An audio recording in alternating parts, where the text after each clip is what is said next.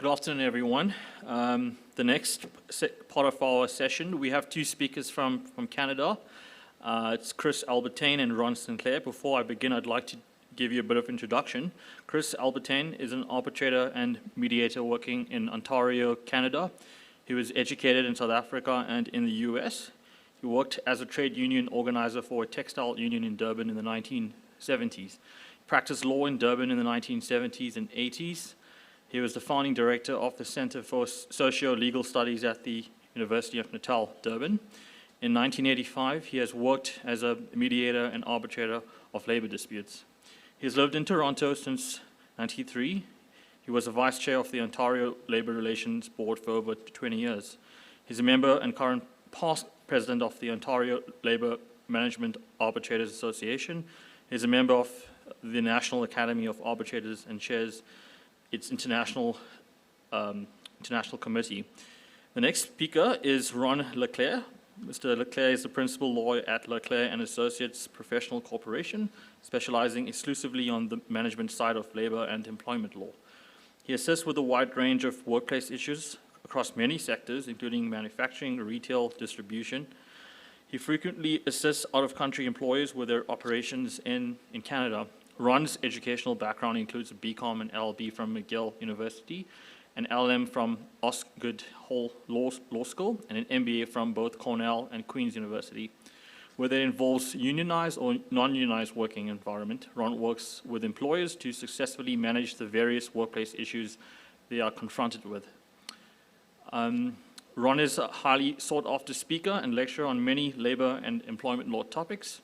He has authored several papers and publications on labor and employment-related matters, and is the co-author of Halsbury's Law of Canada Labor Law Volume, as well as Carswell's Ontario Labor Relations Act. Quick reference. We can begin with the pre-recording. Good afternoon, everyone, and thank you for joining us. This afternoon, we're going to be talking about dismissals in Canada. And I'd like to just briefly introduce two very accomplished speakers who practice in Canada. The first is Mr. Christopher Albertyn, who's an arbitrator and mediator. He's a member of the National Academy of Arbitrators and the Ontario Labor Management Arbitrators Association. He's on the Labor Minister's list of arbitrators kept by the Ontario Office of Arbitration and by Canadian Federal Mediation and Conciliation Service.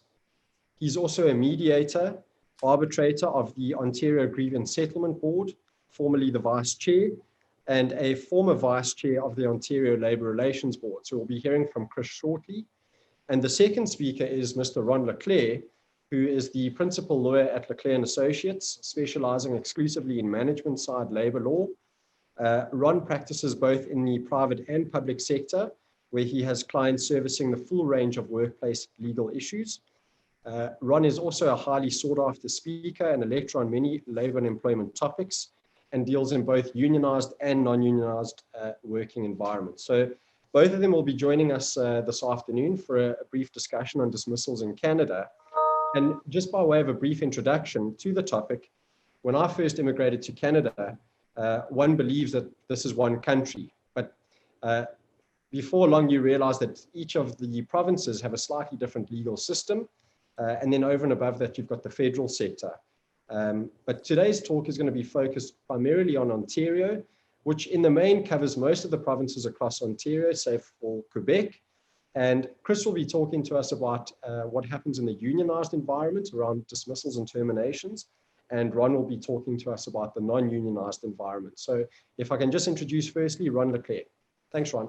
Thank you very much, Nick. And thank you, everyone. And I really appreciate the opportunity to chat at the conference this year. Both Chris and Nick have told me a lot of SASLAW, so I'm really happy to participate. I've had the good fortune of working with Chris in his role as an arbitrator over several years, and certainly he's a top flight arbitrator here in Canada. More recently, I've had an opportunity to work with Nick as he joined our firm in January of this year and was recently called to the bar of Ontario. So that was a very exciting development in the last several days. As Nick said, I mean, we really do have a delineation here between our provinces. There are 10 provinces in Canada and 2 territories. And then from a labor and employment law perspective, there's also federally regulated employers. Those are typically, as you would imagine, employers that are of a federal nature, federal undertaking, things like airlines and banks and railroads. But in the main, the employment relationship in Canada is governed provincially by one of the 10 provinces or the 2 territories. 9 of the provinces are very similar. They're all based on the common law system. The one exception is the province of Quebec, which is based on the Napoleonic civil law tradition from France. So we're going to focus on Ontario today, but having said that, in the main, by focusing on Ontario, we can basically say that we're covering off on 9 of the 10 provinces. So in Ontario, there's really 2 main points of delineation. One is the point of delineation between union and non-union workplaces. And as you know, Chris is going to talk a little bit later on about the unionized environment. And our regime for the employment law context in Ontario is somewhat convoluted. It's a bit of a labyrinth. Again, we're based on the common law tradition, but we're also subject to legislation and statutory regulation across various aspects of the employment relationship. So as an example, we have an Employment Standards Act, which provides the minimum statutory entitlements that employees have in the province of Ontario. The Employment Standards Act, when it comes to terminations, provides the ability to terminate employees in one of 2 ways. One is you can terminate an employee for willful misconduct, willful neglect of duty, or disobedience, in which case the employee is not entitled to anything under employment standards legislation. Conversely, and in most cases, under the Employment Standards Act, employees can be terminated with either notice or pay in lieu of notice. And the notice is basically 1 week per year of service to a maximum of 8 weeks. And then there's a secondary concept of severance. So severance is what we refer to as sweat equity, or recognizing employees for their past service. And for larger employees having a payroll of $2.5 million or more, the severance entitlement is 1 week per year of service to a maximum of 26 weeks. So that essentially sets the statutory floor. Those are the minimum entitlements in Ontario. And it's amazing how often, our firm gets calls from employers who may be based in other jurisdictions, based in other countries, who, their foreign trained labor and employment lawyer takes a look at the employment standards legislation in Ontario, and they want to terminate an employee, and they say, oh, great, it's not so bad. It's only 1 week per year of service. And then folks like Nick and I, unfortunately, then have to break the bad news to the employers to tell them, well, not so fast. It's not quite as simple as that. That, again, is the statutory minimum. We then have to look at the common law. And the common law, of course, is the court-made law or the judge-made law that governs what employees are entitled to at the point of termination of employment. And again, we still have that delineation between termination for cause and termination not for cause. Termination for cause is, generally very serious matters. It takes a lot to meet the just cause standard under our common law. It would typically be things like theft or assault or fraud or violence or sexual harassment or gross insubordination. Those very serious offenses typically could attract a just cause termination. But 9 times out of 10, terminations in Ontario are not for cause. And so whether it's a poor fit, whether it's poor performance, whether it's someone that's just not quite cutting it, whether it's poor attendance, those types of things generally would not give rise to a just cause termination. So then we're looking at termination not for cause. The question becomes, well, what do we pay these people if you terminate them not for cause?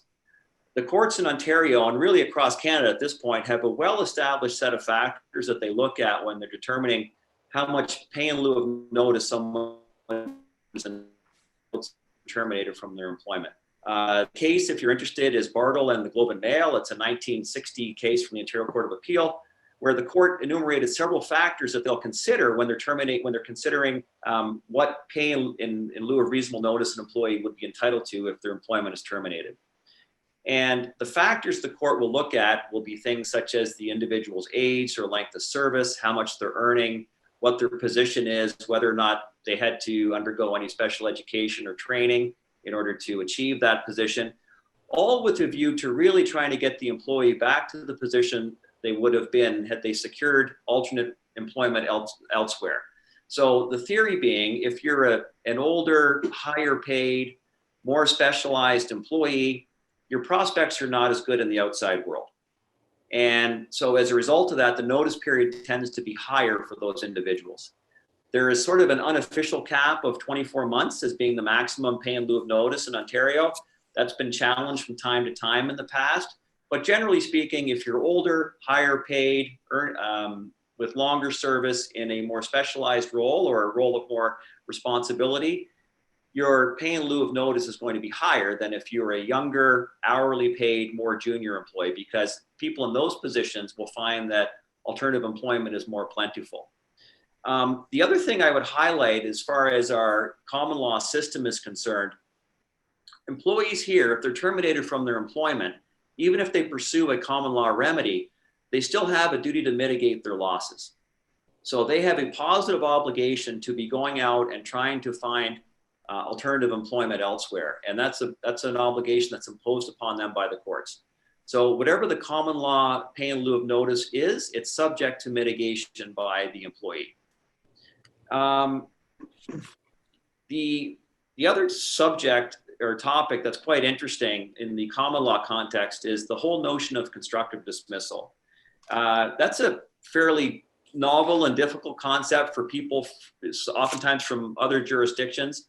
But constructive dismissal is basically where the employer has unilaterally and fundamentally altered a term and condition of employment without the consent or without sufficient notice to the employee.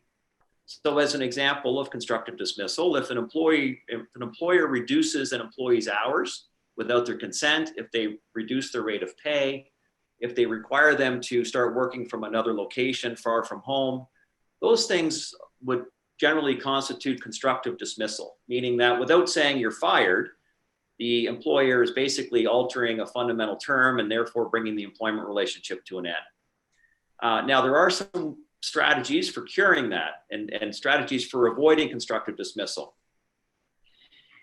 The employer can provide the employee with adequate notice of the change. So sometimes you'll see an organization going through a restructuring, and they may have even some senior level employees who they know their job is going to change over time. So they will look at those Bartle factors that we talked about earlier and give the employee adequate notice of the change to the employment relationship. So as an example, if you had an employee who was a senior manager who's going to be basically made let's say a middle manager, and you know this change is coming because there's restructuring going on in your organization, you can give the employee reasonable notice or adequate notice of that change. And that's the strategy for avoiding constructive dismissal. The second way to avoid constructive dismissal is through the notion of consideration. Nick has shared with me that consideration is not something that exists in the South African context, as I understand it. But consideration is taken from the common law, from the British common law, basically requiring that something change hands for there to be a valid contract. So as an example of that, if you're going to give an employee a new role with new responsibilities, you couldn't just tell them that, okay, the next day your role is going to change. You would either have to give them notice of that change or sufficient notice of that change, or you would have to give them some good and valuable consideration. And consideration typically would take the form either of money, or it could be other, non-monetary type of things that could be provided to employees, such as additional benefits, additional time off, those types of things. So constructive dismissal is alive and well and a very important concept here in Canada.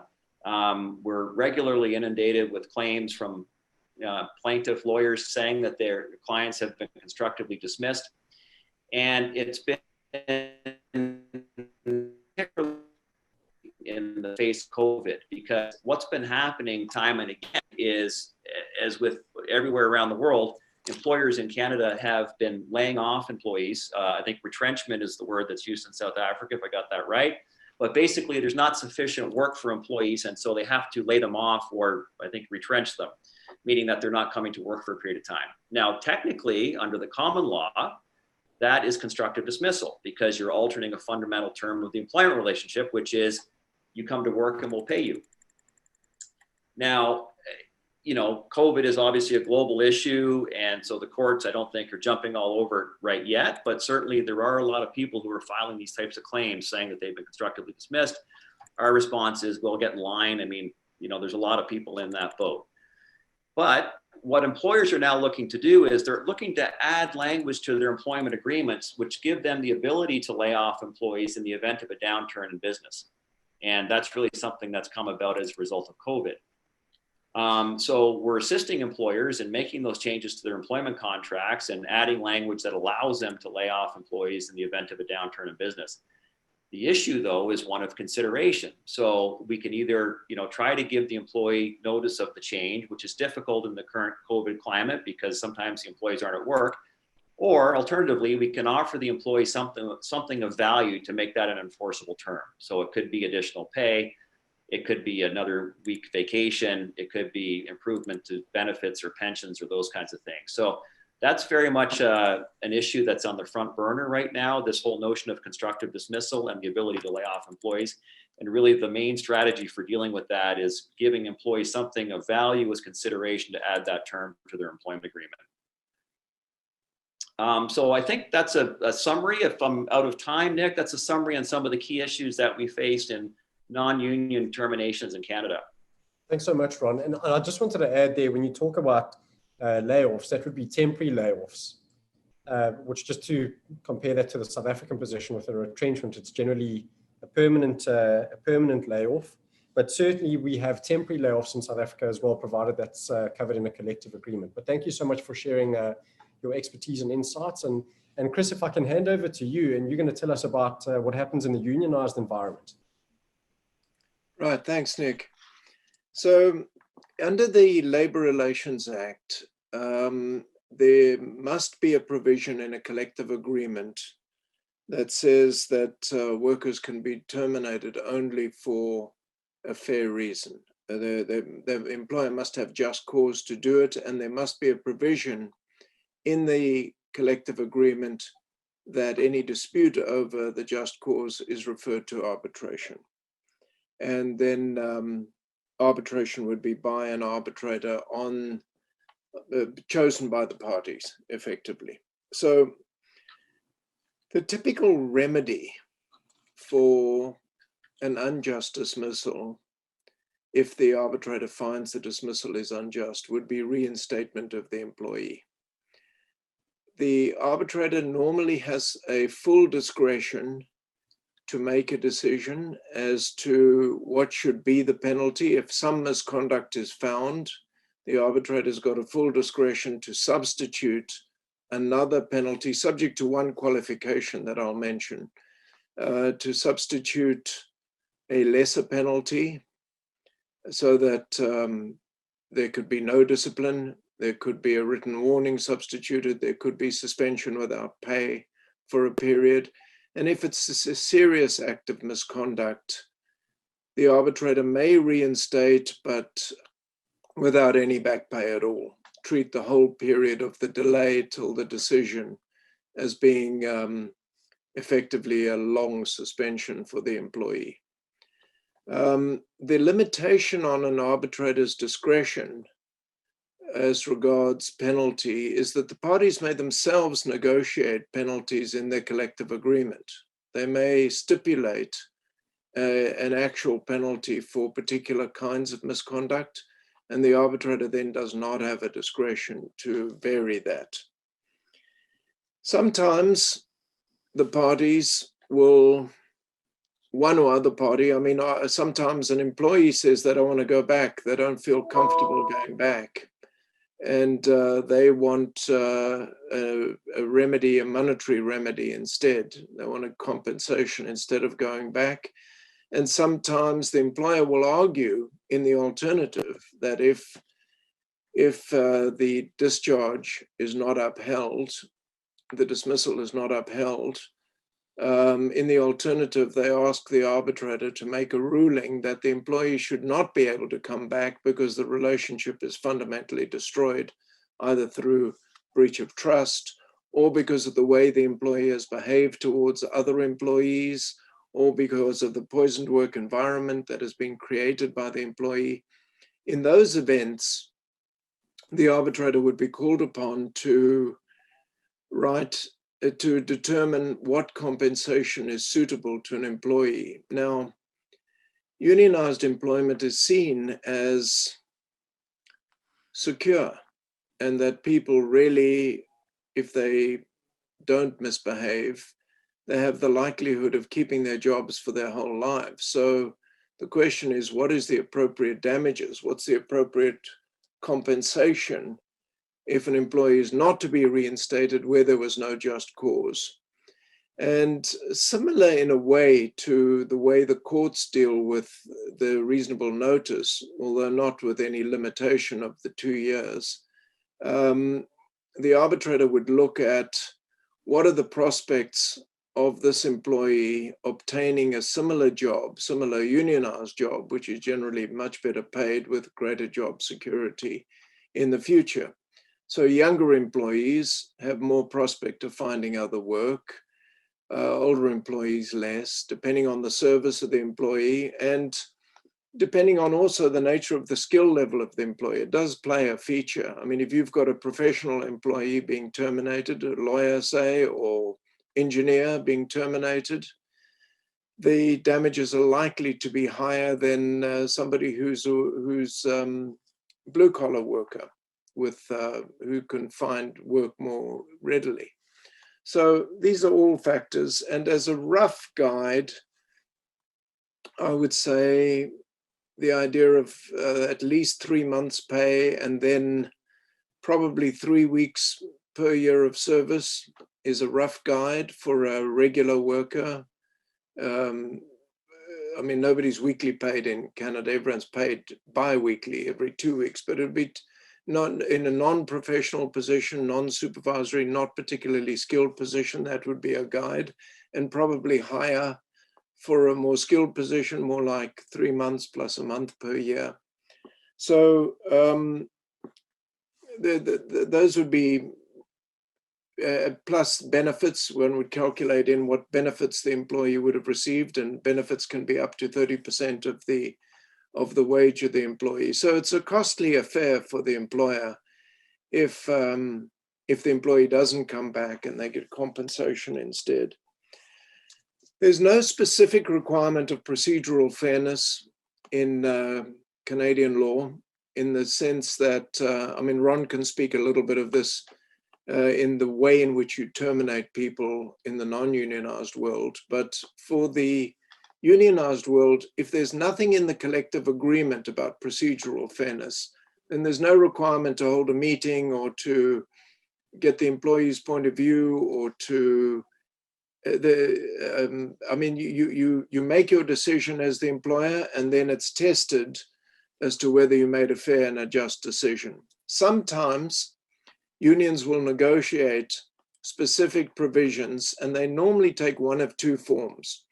Either a steward must be present at the meeting and the employee must be terminated at a meeting. So the steward must be present when the employer says to the employee, you're terminated, and hands them their letter of termination. Or alternatively, within so many days of the termination, the union must get notice of the termination so that they can then file grievances in a timely way, because normally there's time limit for the filing of a grievance. Let's say it's 7 days or 10 days, and then the time would run from the notice period to the union.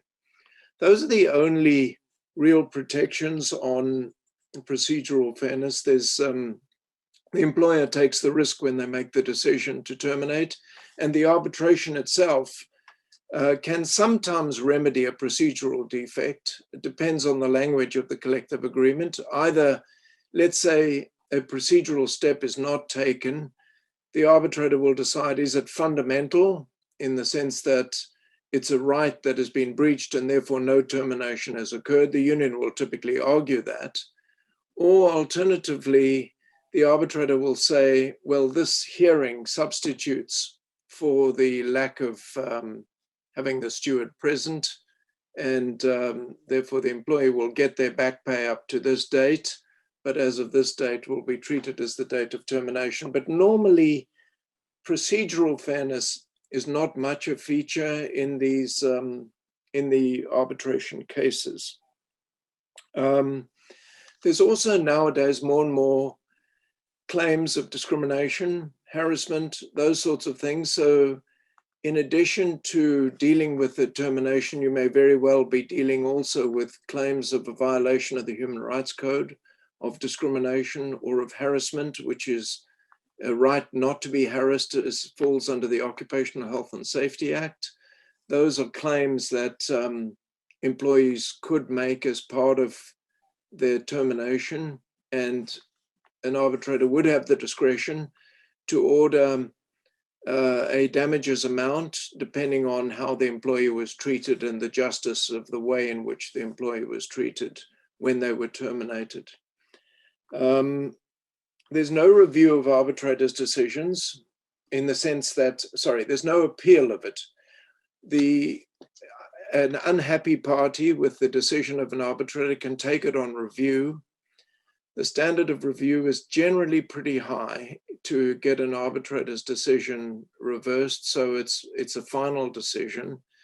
The court must be satisfied that the decision was unreasonable and recognizing the specific labor expertise of the arbitrators as a whole.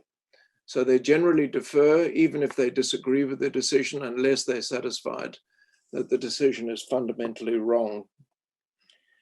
The speed of the process of the dismissals, normally the parties will agree their arbitrator themselves, so that depends on the availability of the arbitrator and the counsel, so often it's delayed.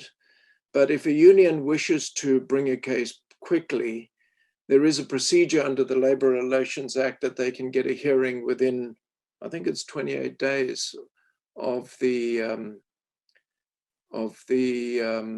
termination, of when they apply, so that the date is set and an arbitrator is assigned by the ministry, an arbitrator available on that day. But then the parties don't choose who will be the arbitrator. It's just one of the arbitrators from the minister's list. I think that broadly covers the field. Nick? Thanks so much, Chris. I've just got a question for each of you just to touch on. In South Africa, obviously, arbitration awards out of the CCMA are supposed to be binding as well. I think, save for equal pay disputes, there's no automatic appeal, or no right to appeal rather, but it is subject to review. But what you find in the Labour Court is the Labour Court's inundated with the amount of review. So perhaps if I could just pose a comment to you before I turn over to Ron, and I just have one question for him.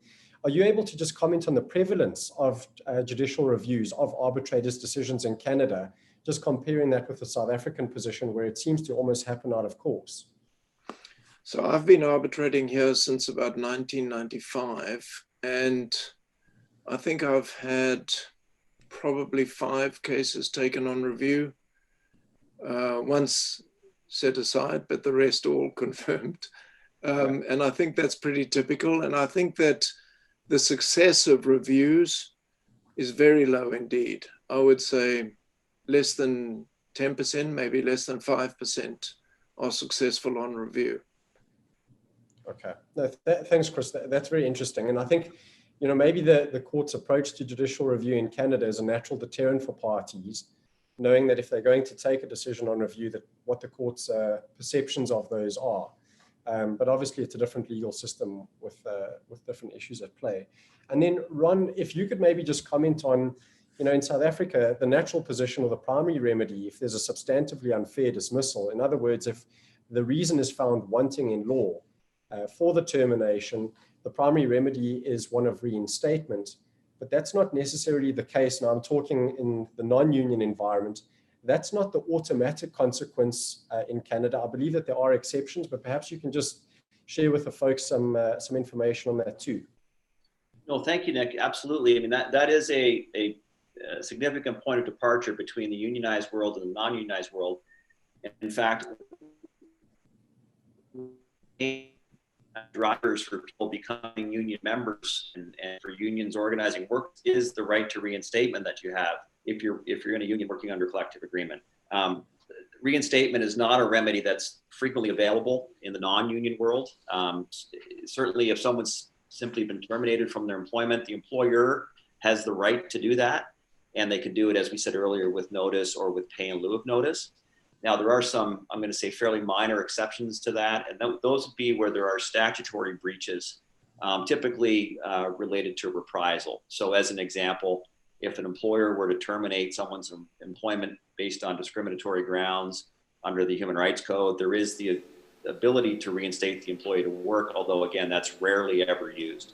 Under the Occupational Safety Act, if an employee is terminated for raising a health and safety concern, there is the jurisdiction. In fact, the Labor Relations Board has jurisdiction under Section 50 of that act to reinstate individuals to employment. But again, that's rarely used, I would say, perhaps more frequently than the human rights context, but rarely used. And equally, under the Labor Relations Act, if someone is terminated because of their union membership or interest in a union, there's a possibility of reinstatement there. And even with the Employment Standards Act, there's a more limited ability to reinstate employees if they're terminated for some prohibited grounds, such as taking a pregnancy and parental leave. Now that's used more frequently, although I think it's a rare occurrence where an employer would terminate someone because they've availed themselves of an Employment Standards Act right, because those are so well known at this point in Ontario. Well, Chris and Ron, thank you so much. I think we've exhausted our time, and I know that there may be some questions that are going to follow, but thank you everyone for joining us, and thank you to both of you for sharing your insights today. Thank you, Nick. Thank you.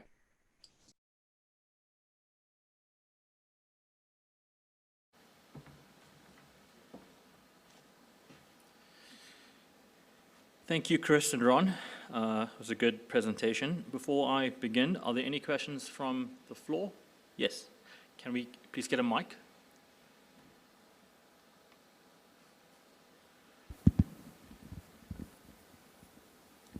Chris, it's Ludwig from Up. How are you?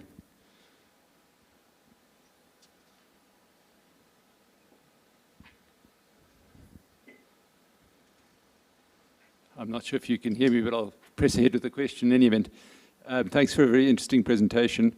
One thing that was noticeable is the lack of a procedural process.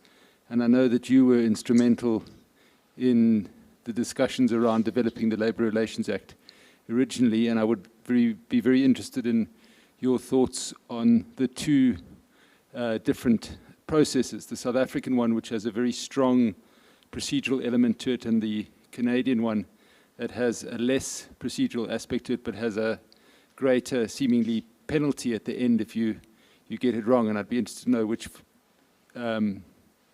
process you think is possibly a better one for dispute resolution. And then another point is just what is the right to legal representation in the Canadian process, again, compared to the South African process where there's no automatic right to legal representation?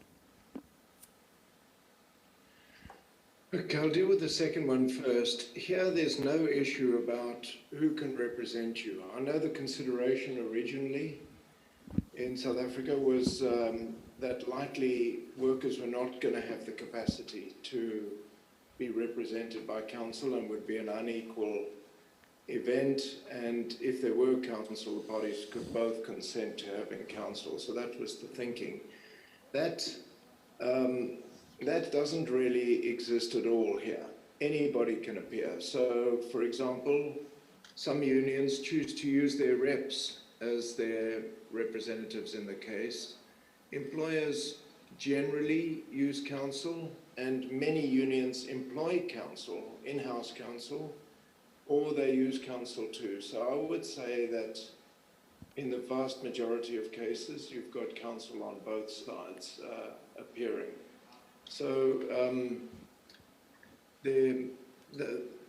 that is much more, that's more open-ended, Ludwig. And then on the other question, look, it's much, there is not the elaborate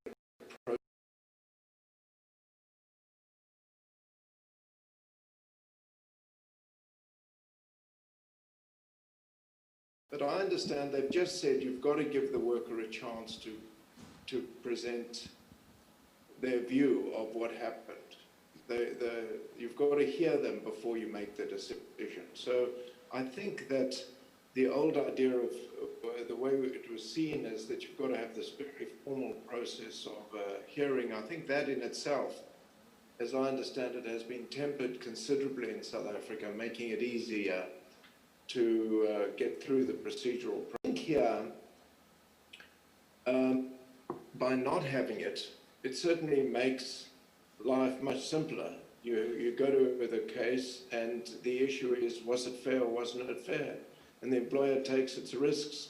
And if they're wrong, the worker goes back with their full back pay. So it probably makes sense to them to conduct a careful inquiry before they do it, before they make the decision. But there's no obligation to do so. I mean, there are advantages. Sorry, I don't really answer the question of saying which is better. I think it's certainly more efficient and less costly doing it this way. But I can see the worry that if you completely remove it, then workers are going to be terminated without any real inquiry. But I mean, workers know of the CCMA. They could go to the CCMA and complain that the dismissal was not fair. So